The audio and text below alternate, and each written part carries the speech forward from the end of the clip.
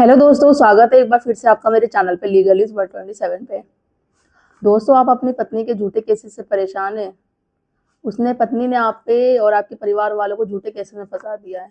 एक नहीं मतलब कई इतने सारे, चाहे वो 498 का हो, डीवी का केस हो, 376, ऐसे भी बहुत सारे। और साथ ही साथ मेंटेनेंस की भी डिमांड करती है। आपके पेरेंट्स को तो सच में फंसाया है झूठे केसेस में, साथ ही साथ अपने रिश्तेदारों को भी। वो रिश्तेदार जो आपके साथ रहते ही नहीं है, बिल्कुल इन्वॉल्व ही नहीं है। अब क्या कोई ऐसा केस नहीं है जो पति कर सकता है पत्नी पे, जो उसको ही उसी के जाल में फंसा दे और उसको सजा हो जाए, वो भी लीगल तरीके से? बिल्कुल। ऐसा क्या प्रोसेस है? अब बहुत सारे हस्बैंड बोलते हैं ऐसा तो कोई है ही नहीं, पॉसिबल ही नहीं, क्योंकि सारे कानून तो लेडीजों को दिए गए हैं। और जो वो लेडीज जो झूठे केसेस करती है, उन कानूनों का मिसयूज कर रही है, कानून के अधिकारों का दुरुपयोग कर रही है। पुरुषों के लिए तो कोई कानून ही नहीं है भाई, कि पत्नी को, जो पत्नी झूठे केसेस कर रही है, झूठे आरोप लगा रही है पति को और उसके ससुराल वालों को फंसा रही है, तो ऐसा कानून तो है ही नहीं कि भाई पत्नी को भी सजा दिला सके, उस पर भी कोई केस कर सके। तो बिल्कुल ऐसा कानून है, बस आपको जानने की जरूरत है। और मैं अपने चैनल के माध्यम से आपको टाइम टाइम से हर चीजें बताती हूँ, वो भी बिल्कुल लीगल तरीके से। क्योंकि जब तक आप एजुकेट नहीं होंगे, जब तक आप अवेयर नहीं होंगे हमारे कानून में क्या है प्रोसेस, क्या जानकारी है, क्या ऐसे तरीके हैं जो आपके लिए भी है। अगर पत्नी के लिए दिए गए हैं तो पतियों के लिए भी है, बस आपको जानने की जरूरत है। तो चैनल पे नए जुड़े हैं तो चैनल को लाइक करना, शेयर करना, सब्सक्राइब करना बिल्कुल मत भूलिए। साथ ही बेल आइकन दबा दीजिए ताकि आपको टाइम टाइम पे मेरे वीडियो की नोटिफिकेशन मिलती रहे। वीडियो बहुत ज़्यादा इंपॉर्टेंट होने वाली है, इसके बिल्कुल मत करिएगा। और जितना हो सके उतना शेयर करिए ताकि और भी लोगों तक पहुंचे और उन्हें भी हेल्प मिल सके। आप चलिए बात करते हैं अपने मेन टॉपिक की ओर। जैसे आप सबको पता है, अगर पत्नी ने आप पे झूठे आरोप लगा दिए बिना किसी रीजन के, उसके पास सबूत कुछ नहीं है, बस वो एलिगेशन लगा रही है, झूठे पे झूठे मुकदमे कर रही है, चली गई लड़ झगड़ के अपने मायके बैठ गई, भाई उसके पेरेंट्स ने उसका सपोर्ट किया, साथ दिया कि भाई तू ये केस कर दे, वो केस कर दे। तो आप अब ये चाहते हो कि ऐसा कौन सा ऐसा केस है जिससे कि मैं पत्नी को भी और उसके मायके वालों को भी सजा दिला सकूं? ऐसा कौन सा केस है जो मैं कर सकता हूँ?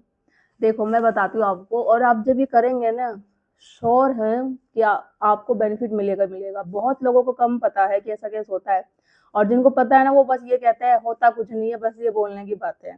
अरे आप करके तो देखो, जब भी तो पता चलेगा ना कि होगा या नहीं होगा। अब हम हवा में थोड़ी ना बातें करते हैं, अब ऐसी थोड़ी ना कोई शिक्षा दे देते। अब ये जो चीज मैं आपको वीडियो के थ्रू बता रही हूँ ना, अगर आप किसी एडवोकेट से हायर करोगे, वो अपनी बात बोलने के लिए आपसे चार्ज करेगा। और ये मैं वही नहीं, अगर सेम आप मुझसे भी कॉल पे भी बात करोगे तो वही प्रोसीजर है। तो जब आपको फ्री की एडवाइस मिल रही है, फ्री की नॉलेज मिल रही है, तो आप उसको एक एटलीस्ट अपने केस में इम्प्लीमेंट करके तो देखो, अप्लाई तो करके देखो कि हाँ सक्सेस होगा नहीं होगा। चलो आप एडवोकेट से भी सलाह ले लो जाके फेस टू फेस, तो वो भी बताएंगे आपको कि हाँ ऐसा होता ही नहीं होता। तो वो केस है मानहानि का, जो आप अपनी पत्नी और उसके मायके वालों पे कर सकते हो और उनको सजा भी दिला सकते हो, यहाँ तक उनसे अपना मुआवजा भी ले सकते हो। अब मैं इस वीडियो में आपको ये बताऊंगी वो कब कर सकते हैं, क्या प्रोसेस इसका हो सकता है, कैसे होता है प्रोसेस। ठीक है, तो अब देखो इसको बताते हैं। जैसे कि पत्नी ने आप पे क्लास कर दी, वो केसेस कर दिए झूठे मुकदमे, 498 का किया है, डीवी का किया है, कोई भी किया है, आप ले लो। ठीक है, तो आप पे कंप्लेंट हुई है ना एफआईआर की, तो एफआईआर की कॉपी के बेस पे आप उस पर मानहानि का केस कर सकते हो। अब क्वेश्चन ये होता है भाई हम केस कब कर सकते हैं मानहानि का? ऐसे नहीं उठा के आपने, आप पे केस चल रहे हैं और आपने कर दिया, ऐसे नहीं करना है बिल्कुल।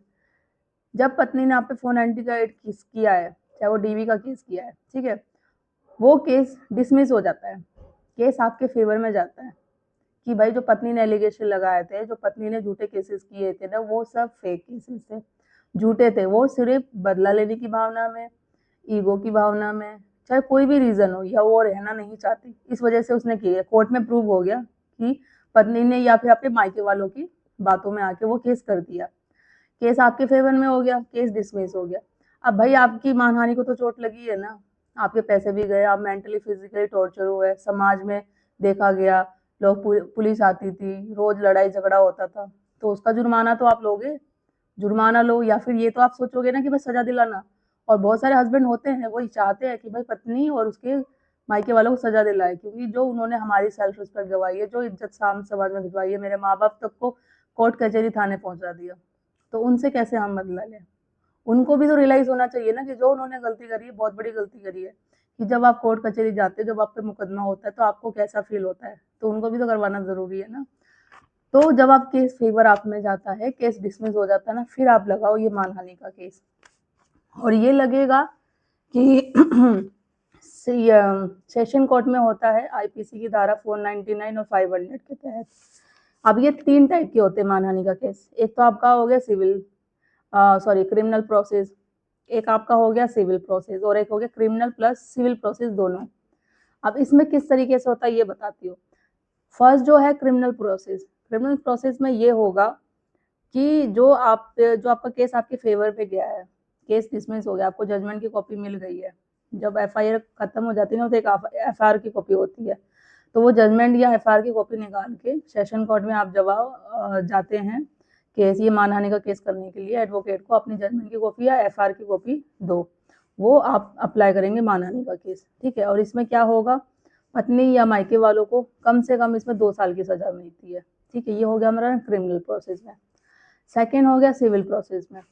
सिविल प्रोसेस में ये होता है कि अगर आप अपनी पत्नी को सजा दिलाना नहीं चाहते, उसके मायके वाले को सजा दिलाना नहीं चाहते, आप चाहते हैं कि उस तौर में मैं उसे मुआवजा लूँ, पैसा लूँ, ठीक है, क्योंकि जो उसने इतना सब कुछ किया है, मैं मेंटली फिजिकल टॉर्चर हुआ हूँ, तो एक अमाउंट डिसाइडेड होता है। ये नहीं जो भी आपके लेवल में आप मतलब बोलो, ये नहीं कि आप ऊपर बहुत ज़्यादा अमाउंट बोल दे कि लाइक 5 लाख 10 लाख इतना आप बोल सकते हैं, या जो भी आपका उसके अकॉर्डिंग है जो भी चल रहा है। मैं एक एग्जांपल आपको एक अमाउंट बता रही हूँ, तो उस बेस पे आप एक अमाउंट बोलो कि ये वही मुझे चाहिए, और कोर्ट आपको दिलवाएगा पत्नी से, उसके मायके वालों से, ठीक है। थर्ड प्रोसेस होता है हमारा क्रिमिनल प्लस सिविल। अब इसमें क्या होता है आप समझ सकते हैं। इसमें आपको होता है कि सजा भी मिलेगी, प्लस पत्नी को और उसके मायके वालों को जुर्माना भी पे करना पड़ेगा। मतलब अगर आपने चाहते हो कि पत्नी को सजा भी मिले, सजा तो वो श्योर है, अगर आपने केस कर दिया तो 2 साल की मिलेगी। अब ये डिसाइडेड होता था ना कि पति को चाहते कि भाई मुझे सिर्फ उसको सजा ही दिलाना है, कि अगर मुझ पर केस हुआ है या जैसे कि मैं जेल चला गया, ठीक है, तो मैं भी चाहता हूँ कि वो जाए, उसको भी सजा मिले। या फिर बोलते हैं कि चल सजा छोड़, अब जितना मेरा सारा ही नुकसान हुआ है, सब कुछ हुआ है ना, मैं जुर्माना चाहता हूँ। तो वो तो आपका क्रिमिनल और सिविल में हो गया। जब सिविल में आप करोगे ना, तो वो सिविल आपको कोर्ट जाना पड़ेगा, और उसमें सिविल सूट के तहत आपको ये कंप्लेन करनी पड़ेगी। अब हम बात कर रहे हैं क्रिमिनल प्लस सिविल में, तो इसमें आप पत्नी को सजा भी दिला सकते हैं, प्लस जुर्माना अपना जो पैसा है मुआवजे के तौर पे वो भी डिमांड कर सकते हैं पत्नी और उसके मायके वालों की तरफ से, और वो होगा ही होगा, आपको ये करना पड़ेगा। तो ये सारे केस करो। तो ये ऐसा केस है मानहानि का, जब भी जब ऊपर आपके केस लगे रहते हैं वो डिसमिस हो जाते हैं, पहले आपको उन पर डिसमिस कराना पड़ेगा, केस आपके फेवर में करना पड़ेगा, खत्म करवाना पड़ेगा। और आपको पता है वो सारे केस जो आरोप आप पे लगाए गए हैं वो सब झूठे हैं, तो वो हो जाएंगे, बस आपको कराने की जरूरत है। क्योंकि पत्नी के पास तो कोई प्रूफ नहीं है, आपके पास सारे प्रूफ है, आपको पता है वो सब ऐसी झूठी बातें बोल रही है, कोई इसके पास कोई प्रूफ है नहीं, सिर्फ वो वर्बली बोल ही रही है, सारे सबूत तो आपके पास है, कोर्ट में दिखाओ, हाई कोर्ट में जाइए, तो फैमिली कोर्ट में तो वो डिसमिस हो जाते हैं केस, ठीक है। डिसमिस हो गया तो फिर अब आपकी बारी, आप केस करो और देखना सक्सेसफुल जरूर मिलेगी। तो बस आपको जानकारी की ज़रूरत है, लीगल एजुकेट होने की ज़रूरत है। जिस तरीके से जब अगर आपको जानकारी मिलेगी कानून की तरीके से, लीगल तरीके से, तो आप अपने केस में जीत पाएंगे। तो आई होप गाइज आपको वीडियो अच्छी लगी होगी, और कुछ क्वेरी होगी इसमें, अगर आपको कुछ कन्फ्यूज़न हो तो आप मुझे कमेंट में करके पूछ सकते हैं, या अपनी अपॉइंटमेंट बुक करके नंबर में डिस्क्रिप्शन में शेयर कर देती हूँ, बात कर सकते हैं। चैनल को लाइक करना, शेयर करना, सब्सक्राइब करना बिल्कुल मत भूलिए। जल्दी मिलती हूँ मैं एक ऐसे इन्फॉर्मेटिव वीडियो के साथ, तब तक के लिए थैंक यू।